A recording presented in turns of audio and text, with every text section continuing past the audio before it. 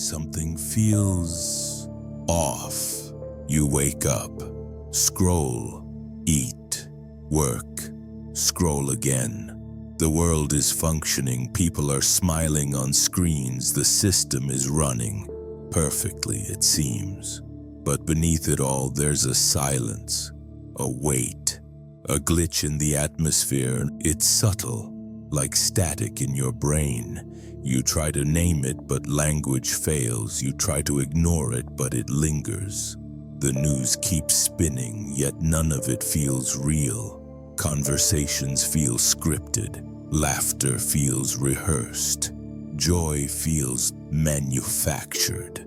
You walk into a crowded room and still feel alone. You laugh at a meme and seconds later you feel numb. You post a picture but it doesn't feel like you.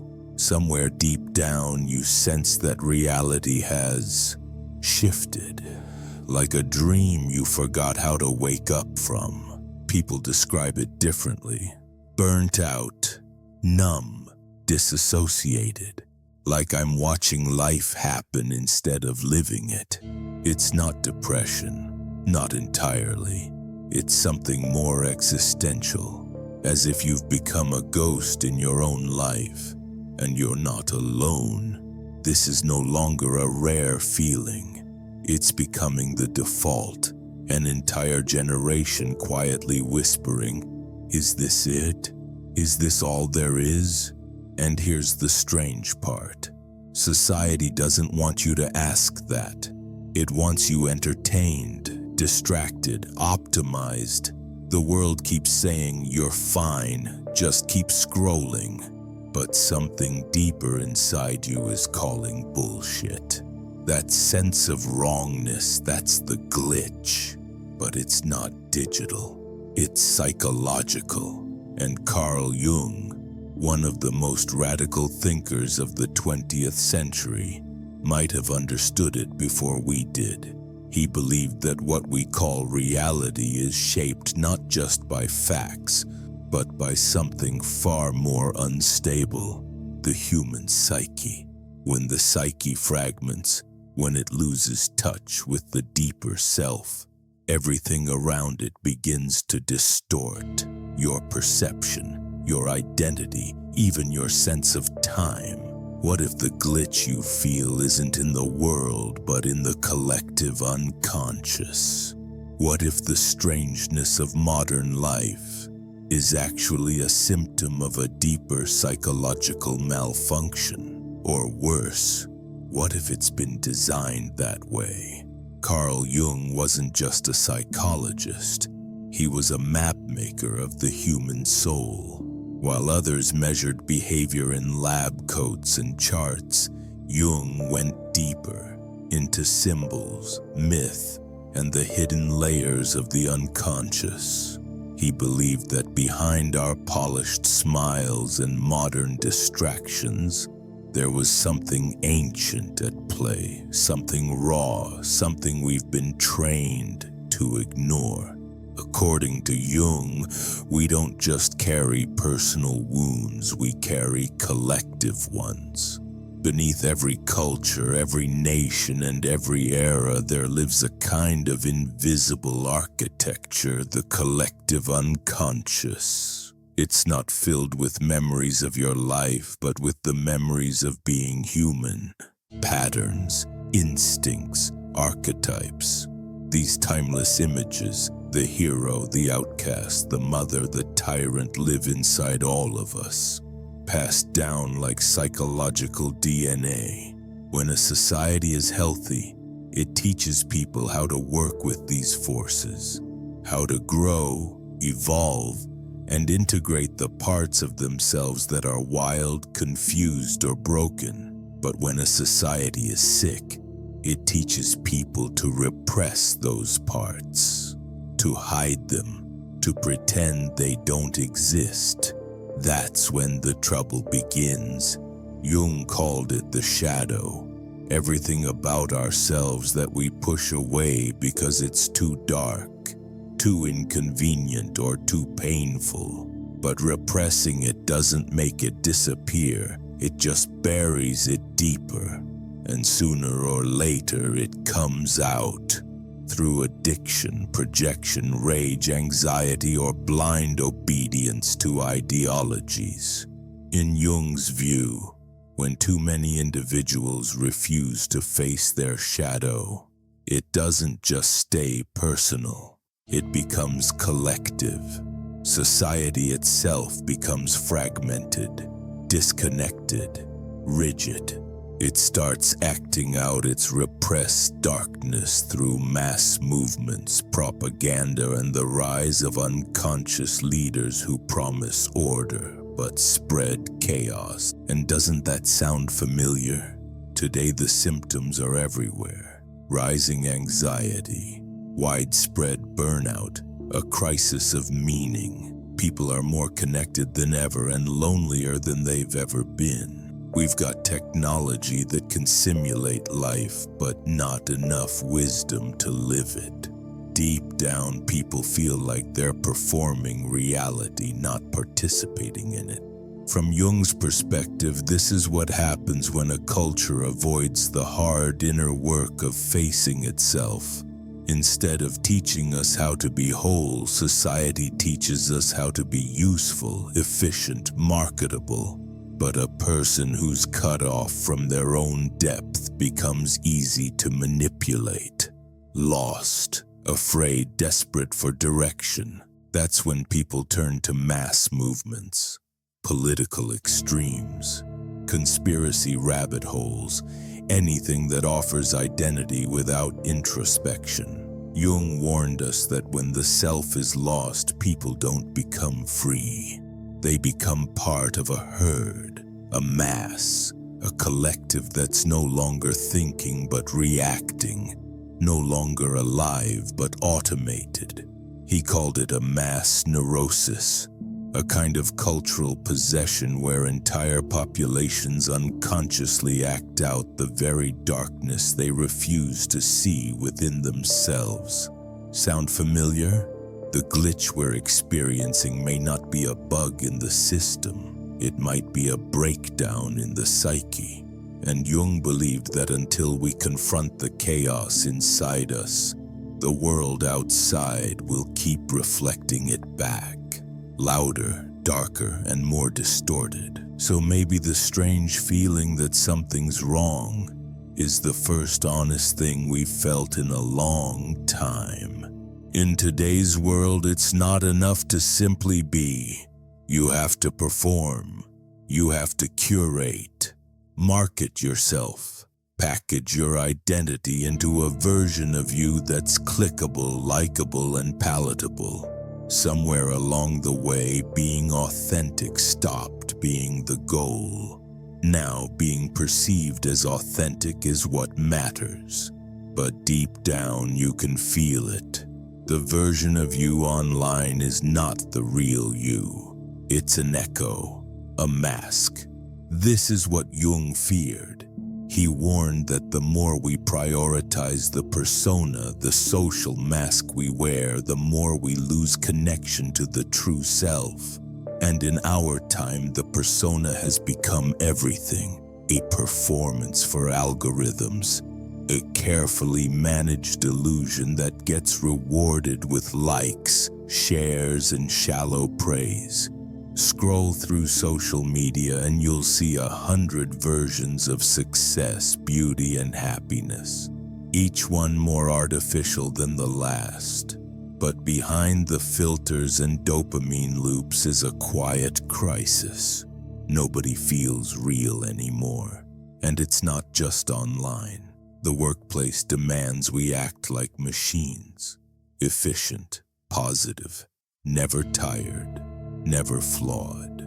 Politics demand that we speak in slogans, not thoughts. Even in relationships, people struggle to show vulnerability. We've become experts at pretending. This fragmentation, the split between who we are and who we pretend to be, is what creates the glitch. Jung believed that when the self becomes divided like this, the psyche begins to suffer. Anxiety, disconnection, derealization. These aren't just random conditions, they are symptoms of a life lived too far from truth, a warning signal from the unconscious. And this is where things turn darker, because while we're performing, while we're curating and scrolling, something else is happening quietly in the background. We're being shaped, conditioned, not by some grand conspiracy, but by culture itself. Our attention is being harvested. Our emotions are being manipulated. And the result isn't just a change in behavior, it's a shift in identity. We are no longer becoming ourselves, we're becoming what the system rewards, what the market values, what the screen desires. This is where the glitch takes root. It's not a crack in the code of some simulated reality. It's a fracture inside the soul of modern humanity, a disconnection between our inner life and the outer world. And it explains why so many people feel like they're living someone else's life, like they're trapped inside a script they didn't write, performing for an audience they don't even know. Jung would call this a failure of individuation, the process of becoming whole, of integrating the shadow and reclaiming the true self. But individuation requires courage. It requires silence, reflection, solitude, and most of all, it requires a willingness to confront the parts of yourself you've spent your whole life avoiding. The modern world has no time for that. It has no patience for depth. Instead, it gives you noise, notifications, endless distraction, everything to keep you away from the one place that could actually save you. There's something comforting about the crowd. It gives you a sense of belonging, a cause, a direction. You don't have to think alone. You don't have to doubt or question or carry the weight of uncertainty. All you have to do is merge, to become part of something louder than your own thoughts. And that's exactly what makes it dangerous. Carl Jung warned that when individuals give up their critical thinking and inner voice in favor of the collective, something deeply human is lost. What replaces it isn't unity, it's uniformity. The self dissolves into the mass mind. You've seen it before on social media, in comment sections, in protests, in outrage cycles. People don't respond as individuals, they respond as extensions of a group. And the scariest part, most of them don't even realize it's happening. It starts small, a post, a slogan, a trending phrase. It feels good to be part of the moment, but soon you begin to notice that certain thoughts are rewarded, others are punished. Nuance disappears, everything becomes black or white, us versus them, good versus evil, and the algorithm knows this. Because outrage spreads faster than truth, certainty sells better than complexity, and tribal thinking keeps you engaged, keeps you scrolling, keeps you in the loop. But Jung would call this a kind of psychic possession, where people aren't thinking for themselves but are being driven by unconscious forces, archetypes, fears, projections. The mass mind becomes a vessel for shadow content. All the repressed anger, shame, and confusion society refuses to deal with. You don't just see this in online culture. You see it in politics, in identity, in conspiracy circles. People cling to ideologies not because they've thought them through, but because they offer identity without introspection. It's easier to say we're right and they're evil than to admit, I don't know who I am. This is where the glitch becomes visible. A society full of people who are more reactive than reflective, more performative than personal. People who echo the loudest voices but rarely listen to their own. Jung once wrote, "The bigger the crowd, the more negligible the individual becomes." And in that neglect, something essential dies. Not just independent thought, but independent feeling, the ability to stand alone in silence, to hold a view that doesn't trend, to speak from the soul instead of the script. When people stop doing that, reality itself becomes distorted. We no longer see the world as it is. We see it as our tribe wants it to be, and that distortion becomes the glitch, not a glitch in the machine, but a glitch in us. Because when the individual disappears, so does truth. Sometimes it comes with convenience, with comfort, with a curated feed, a smart device, and a dopamine hit every 12 seconds. We like to think we're free, independent, rational, in charge of our own minds. But if you pay attention, you'll notice something chilling. Most of your thoughts aren't yours. They've been shaped, gently, invisibly, by systems that profit from your attention, your outrage, and your confusion. This is what Jung would have called a kind of collective possession. But not by spirits or demons, by ideas, by trends, by structures that most people don't even know exist. Let's strip away the illusion. Every scroll you make, every like, every click, it's all being tracked, studied, fed back to you in the form of psychological engineering. You're not just watching content, you're being conditioned by it. And the more data they gather, the more they can predict what you'll do next. Not just what you'll buy, but what you'll believe, what you'll fear, who you'll hate. This isn't fiction. It's not theory. It's the logic of surveillance capitalism, a term coined by Harvard professor Shoshana Zuboff to describe the way tech companies commodify your mind.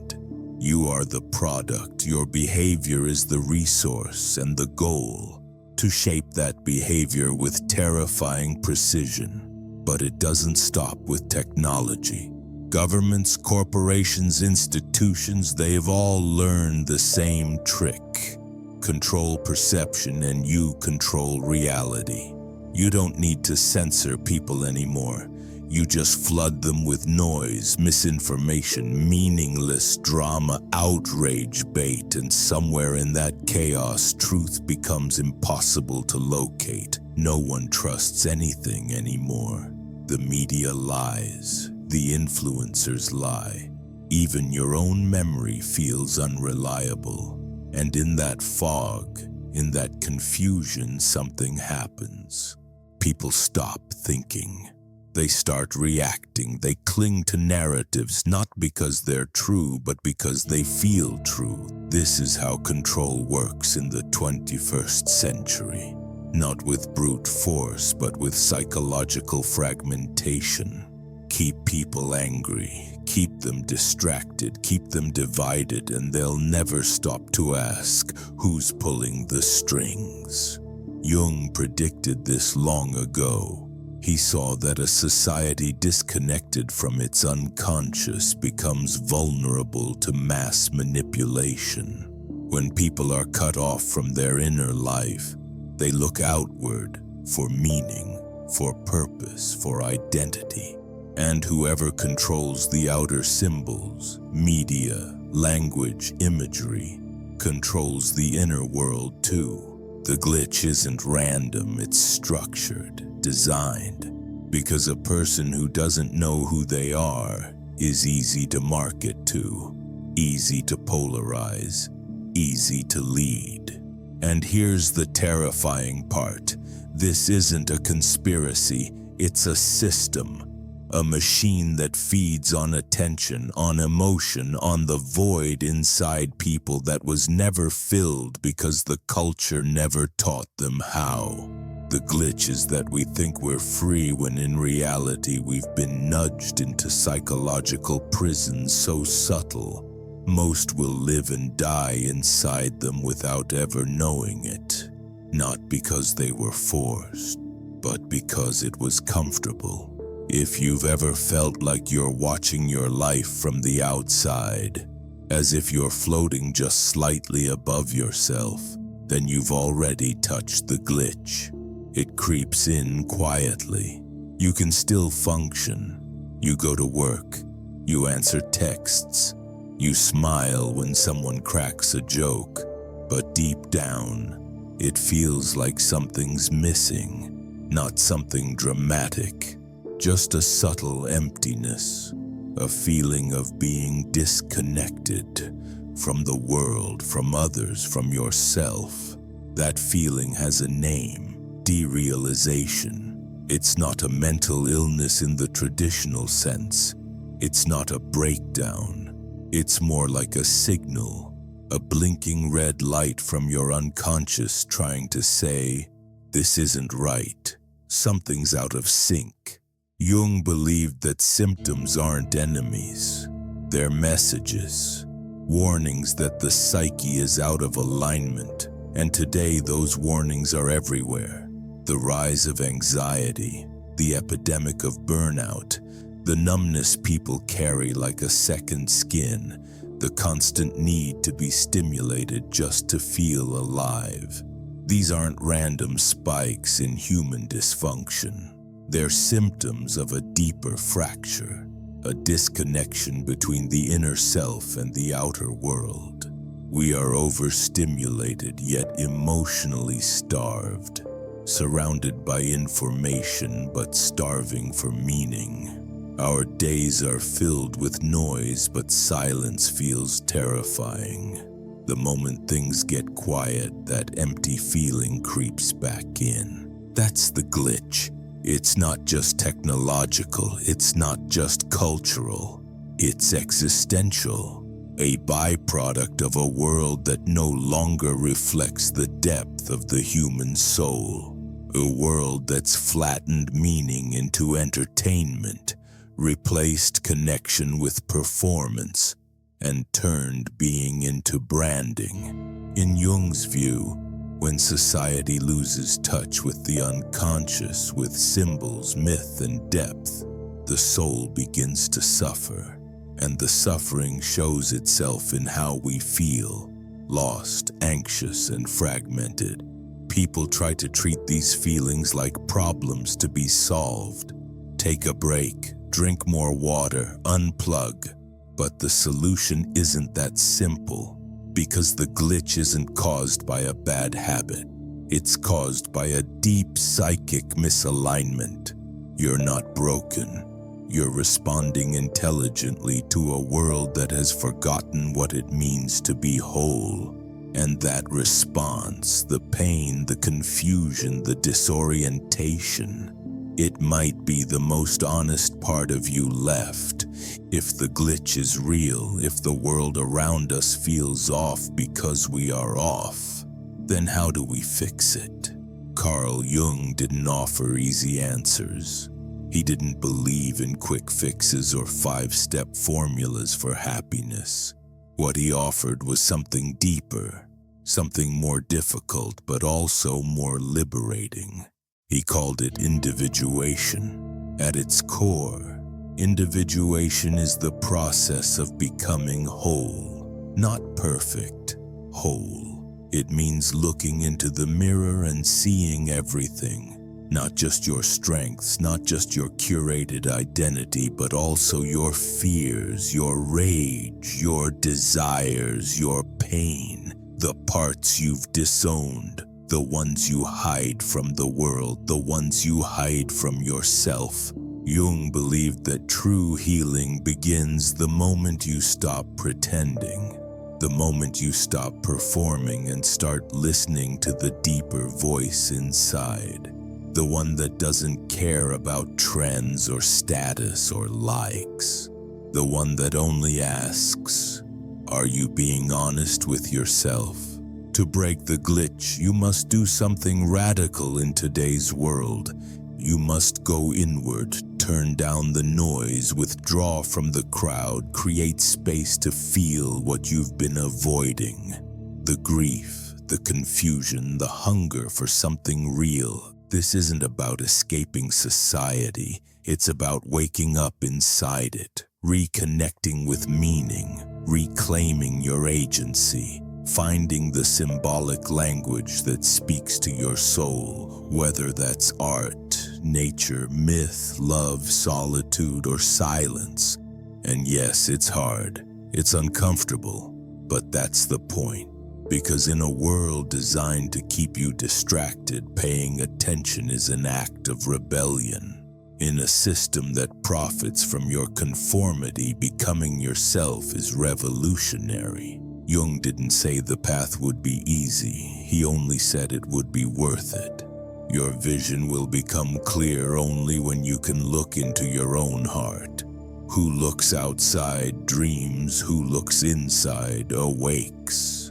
Maybe the glitch isn't here to ruin us. Maybe it's here to wake us up.